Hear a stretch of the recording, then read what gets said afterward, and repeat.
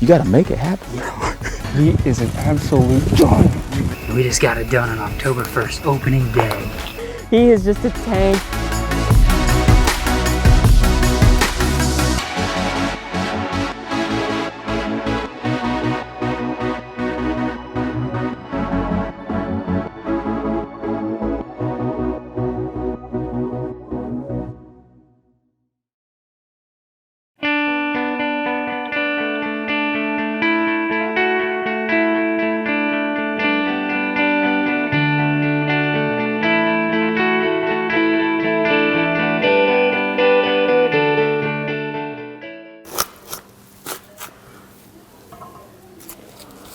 The story of TJ doesn't start out warm and fuzzy.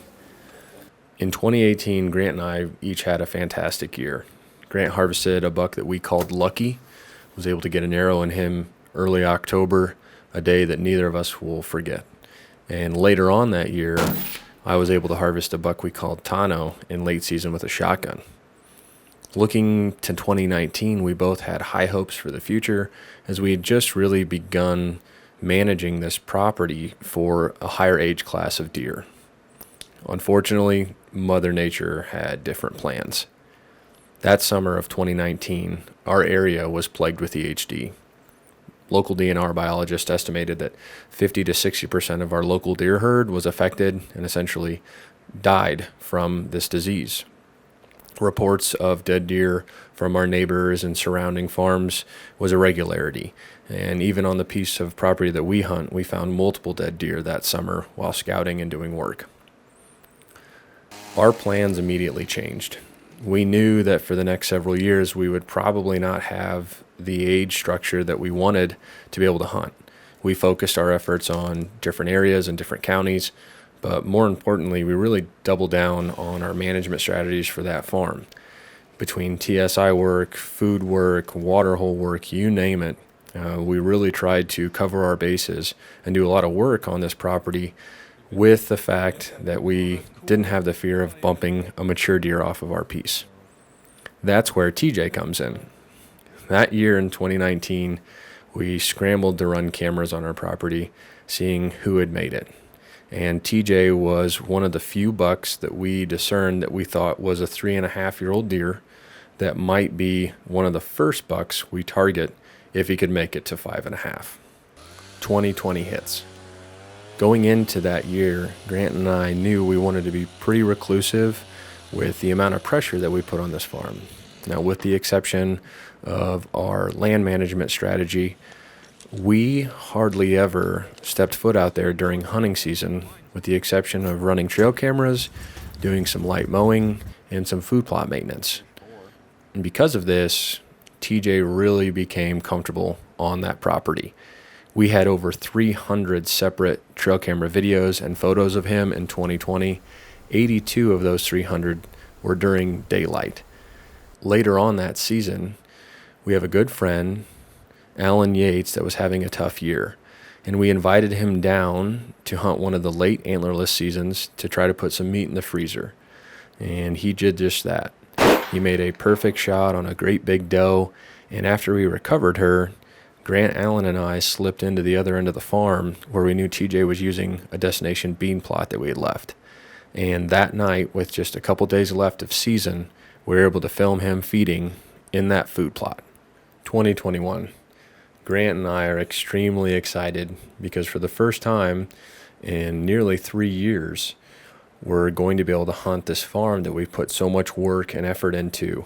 And TJ was the #1 deer on that farm. In fact, he was the only deer on that farm that we believed to be 5.5 years old.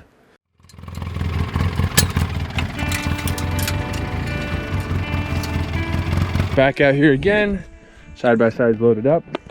And what we're doing today is that we're gonna take our generic glyphosate, AKA Roundup, and we're gonna go ahead and kill 2 areas. We're gonna do beets and greens in one and tall tine tubers in the other. Fall plot, so it is the 1st of August right now.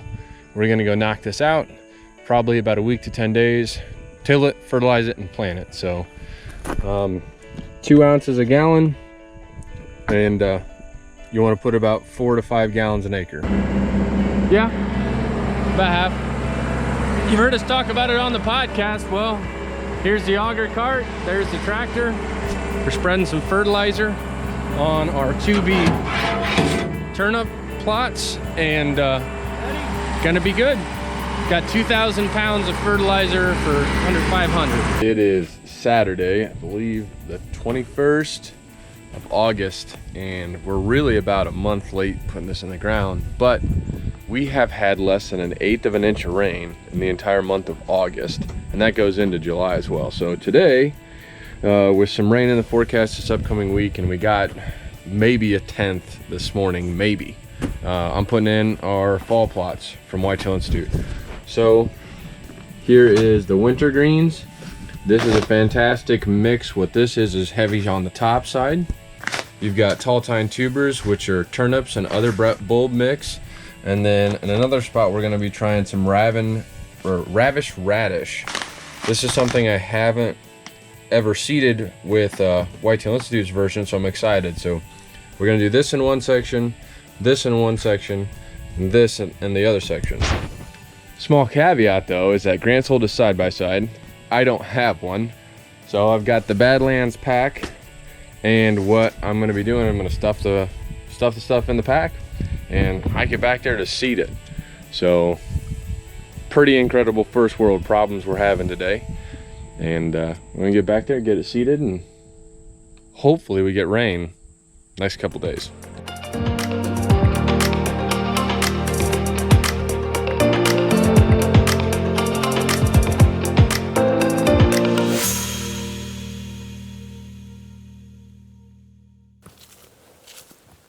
It's interesting to note how much I have changed as a whitetail hunter. In my younger years, I hunted as much as I could, as often as I could. And as my mindset has changed, I've noted that with each coming season, I've actually hunted less days than the previous year. Now that's not due to any lack of love of the sport or love of the hunt, but more in tune with the quote of hunting smarter and not harder. And in 2021, Grant and I actually didn't hunt physically for the first time until the 17th of October. And in fact, we didn't hunt the TJ farm until the 26th of October. Finally, 30 days into October, we had our first encounter with the one deer that was on our minds. TJ. TJ was in here that we call TJ. Got me? Yeah. Well, welcome to Garrett's World, everybody. I'll be your host, Grant. This is Garrett's show. Now, in this particular episode, what's going to occur is Garrett got his way tonight. I got a saddle on my butt. He's got a saddle on his butt. Sorry for the foul language, but I'm not going to hear the end of this one for the rest of my whole life if it works. It's number one. I don't like nose jammer. I think it smells like sugar cookies, but Garrett likes it. I'm roasting in nose jammer scent right now. And we're going saddle hunting because Garrett thinks the only way to kill this deer, who I would like to kill, he doesn't really want to kill, named TJ. So we're torn on whether or not he's 4 or 5. I believe he's 5. Garrett believes he's 4. We'll find out, I guess, if we kill him. We can send his teeth in and get an accurate age. But that's what we're going to go do, is because we've been trying this deer for 3 times this week. And every night that we've hunted, he hasn't showed up there. So he's kind of kicking our ass right now. But we're going to take our Hawk helium sticks. We got the Hawk saddle. And we're going to truck her deep and go try to kill this deer out of a saddle tonight.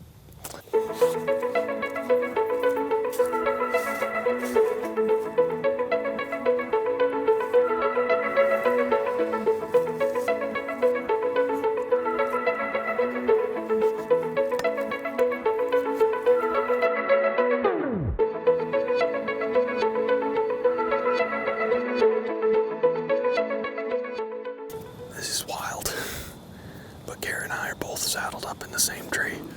I don't know if this is a big no-no or not, but basically here's why we're doing what we're doing. If you can see that blind over there, we've sat in here 4 times in the last 7 days, and we've humped our decoy in here, Tyson with us every time. And every single time that we're getting a picture of the deer we want to kill, he's right on the edge of this field, right here in this corner, like 20, 25 yards. So what we're hoping is that he's bedded to the north. We've got a northwest wind right now, and we're hoping that he's bedded to the north. We think he's bedding somewhere right within a couple hundred yards of us here to the east. So we've got a 50-50 gamble of the dice tonight. If he's bedded to the north of our position, we think we'll kill him. If he's bedded to the south, though, he's probably already winded us anyway. So that's the strategy. It's a buck we call TJ. There's also a deer we call Megatron out here, but we have seen hide nor hair of him for quite a couple weeks. So Garrett and I are doing something we rarely ever do. We did it once last year, and we're 1 for 1. So if we kill tonight, we'd be 100% on the saddle. But it's definitely a different feeling. It's definitely something that something that's out of the ordinary for us. So here goes nothing. We're gonna pull the bow up, send that lens down, and then hopefully he shows up. You motherfucker. Well, alright. What's the play here, big boy? I know.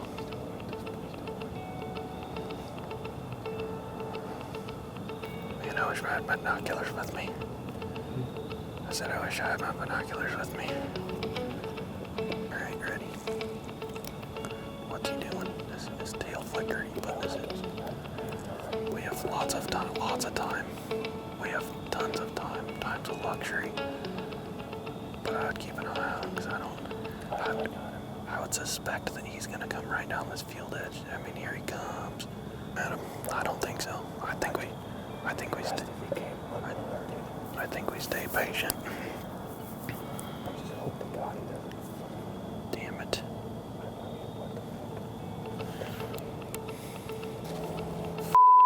That sucks. Yep. That hunt was a tough one. After breaking out of our comfort zone and making all the right moves, just to have the wind change 180 degrees right when he was in our lap. After that close call with TJ, we knew he was going to be much more difficult to hunt. So with that in mind, we shifted gears and focused most of our rutcation on a completely different farm, hunting completely different deer. Grant actually was able to shoot a great buck in early November, and I had a great encounter with a deer we called Twix. But TJ was still on my mind.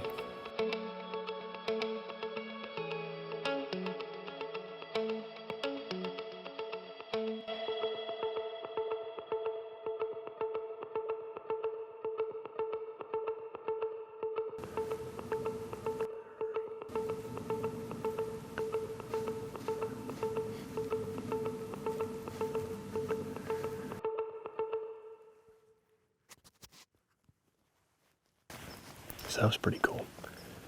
That's a buck we call Twigs. Last year we actually had a very similar encounter in almost the same place. We were down the draw a little ways, probably 150 yards, but on the 29th of October that buck actually winded us. I don't know how we got away with it, but he was straight downwind of us for probably 5 minutes. And pretty neat. We watched him go over and work a scrape and what have you. That might be the biggest deer I've passed. I don't know.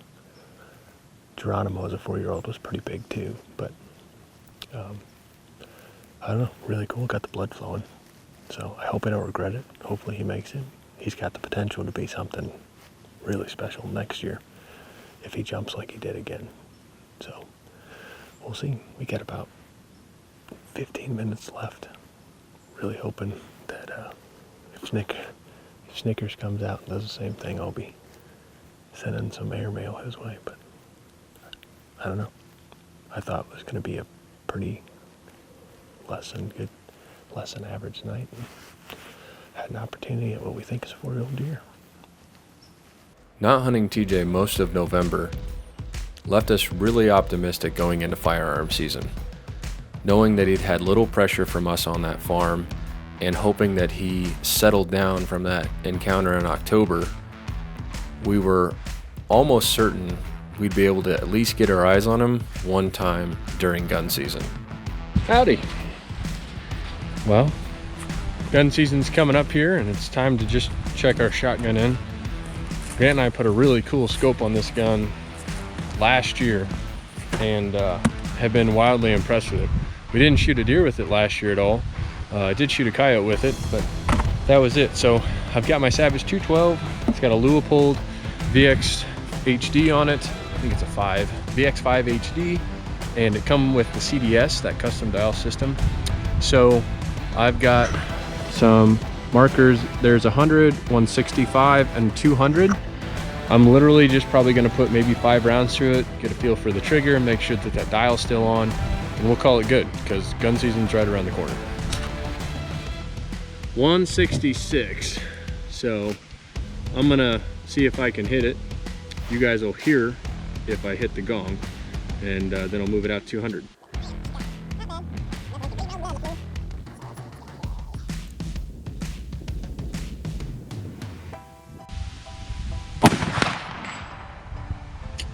Drilled it.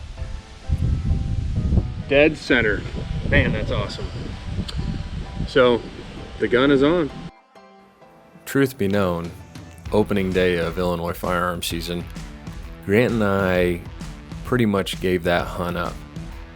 My wife Logan shot a amazing buck that we'd called Snickers in a different area, and having gotten the phone call from her, it didn't take us long to jump out of the blind and head over there.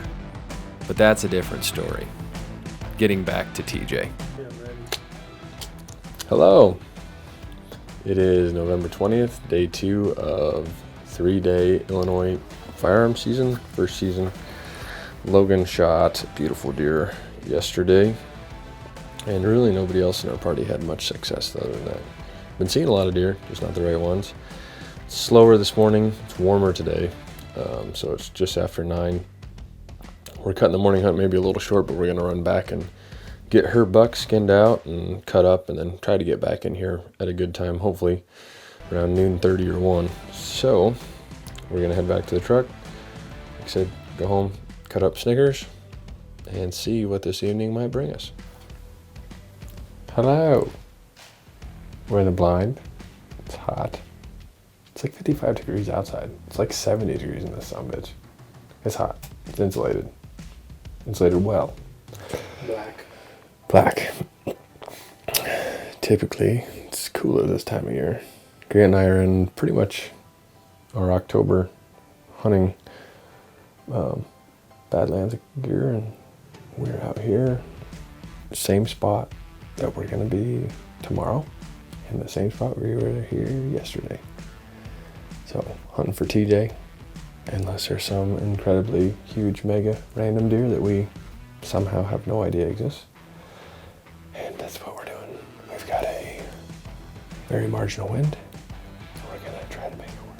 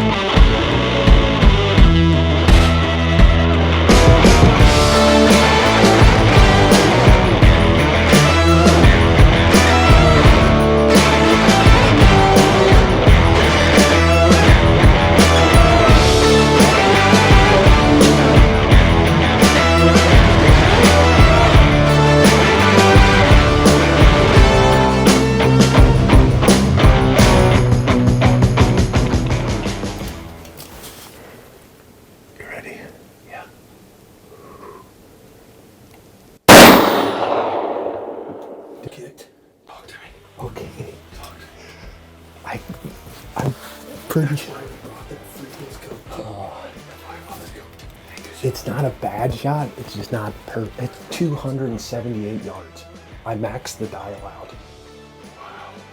278 yards with a 12 gauge. That's why we bought that scope, baby. That's why we bought that freaking scope. Good shot. I hope I got him. Oh, I know you did. These other deer don't even know what the hell's going on. That's why I knew I hit him. Yeah. Like I didn't, bucked. and it was the best shot. I didn't even know it went off. You know, like I just exhaled, boom, and then I saw him kick in the scope. Yeah, he kicked. Ooh, man, That's TJ. Oh man, he's freaking big. he's nice. Yeah. We watched the footage, and it looks like I'm right on like the last couple ribs. He was slightly quartering away, which is great, but up down is perfect. Up down is perfect, right? Yeah. Up down was good. Up down was really good. Oh man. Hopefully he's dead right there. We're about to go find out. Well, we need to wait. I know. We need to give him time. Shot was like at 450.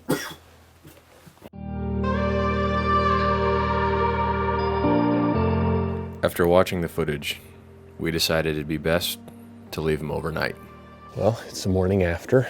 Grant and I are back here. It's been over 15 hours. Probably by the time we take up the track, it'll be closer to 16 post-shot. Last night was tough. Woke up about 2 o'clock, tossing and turning, and just stayed up. I was productive though. I packaged all of Logan's deer that she shot, Snickers, sharpened all of our kitchen knives, sharpened all of our hunting knives, cleaned my concealed carry pistol and 2 other ones that I like to shoot, organized my beer fridge, and washed my camo. So we're gonna pick up point of impact, send it out to the entire Last Breath crew, the play-by-play shot. Everyone thinks it's a killing shot. Just a matter, did he run where it's at? Did he run 100 yards or did he run 300 yards? Are we gonna find him, you know, stiff as a board, or is he gonna be in his third bed? It's crazy that it's truly a game of inches. You think of the kill zone of a deer, such a large area, but around it, 1 inch right or left or up and down can make a big difference. So we did what we thought was right. We gave him as much time as we think we need. I brought some toilet paper with me to check blood. I've got flagging tape to mark blood. And then Jim was nice enough to let me use his Leupold tracker. So I've never used one of these, but we're gonna see if we can pick anything up. We're just gonna go very slow. You're gonna notice that I'm gonna have my gun on me, still full season. So I'm gonna have the scope caps up and ready, and I'll have the gun down in case he does get up. Typically a wounded deer, you can get within 100 yards of him or better. So I don't want to resort to that, but we're just going to take all of our precautions to recover this buck.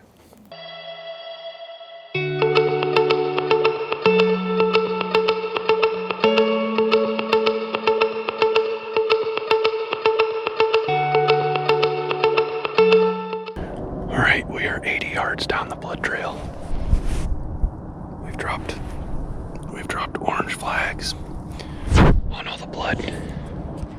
Just taking it nice and slow. We think the deer went up this way. This is kind of how Garrett and I do it as a team. One of us will stand at last blood and direct the other person down the trail. Because when you're in timber, it's kind of easy to get a little disoriented about your position and where the trail is and stuff like that. So we're gonna keep going nice and slow. Hey Garrett. What? Dead deer, buddy. Oh no Can way. Not move. God, dude. Oh. Go get him. I'm gonna go get him first. Come on. We did perfectly last night by not bumping him. I'm gonna call my wife. She's my biggest fan.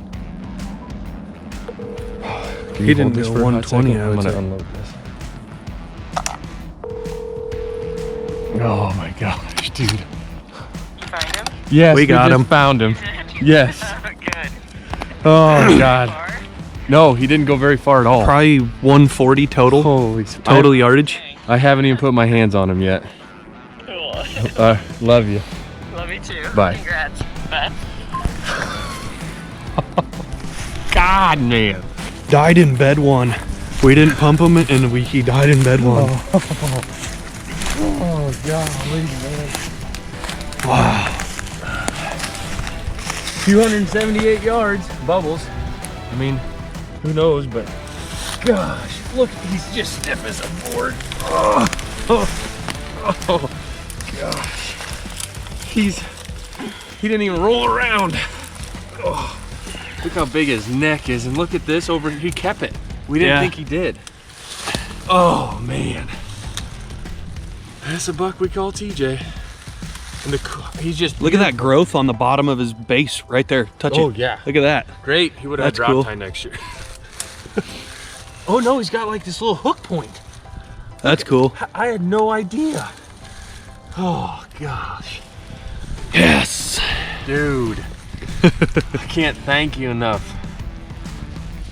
Gosh, man. What a beautiful buck. I got to go for I saw him and I pulled a Logan.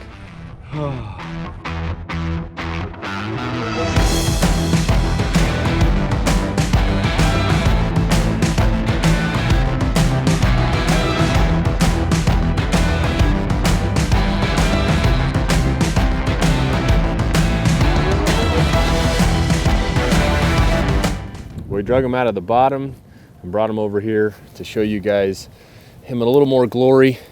As you can see, this deer is just, he really has just about everything. He's got a really cool tine that I know you guys can't tell that wraps. It's about 3.5 inches. It starts at his base and comes all the way back behind his pedicle here. He's got his double kickers, his little trident here, chocolate horns. He's great mass, good width, and he's just a beautiful deer. Really blessed to be behind this. You surround yourself with good people who are uplifting. The guy behind the camera right now is one of them. Never once did he kind of let it get to him. He kept me chipper and upbeat, and never had a doubt we weren't going to recover this deer. And even though it was a little bit of a sleepless night, we did the right thing. The deer only went about 120 yards. We were able to find him. So furthest confirmed kill with the 12 gauge. If anybody can beat that, 200 and we'll call it 80 yards as an average. That is a hell of a shot for just a regular guy from Illinois and a 385 grain piece of hot lead.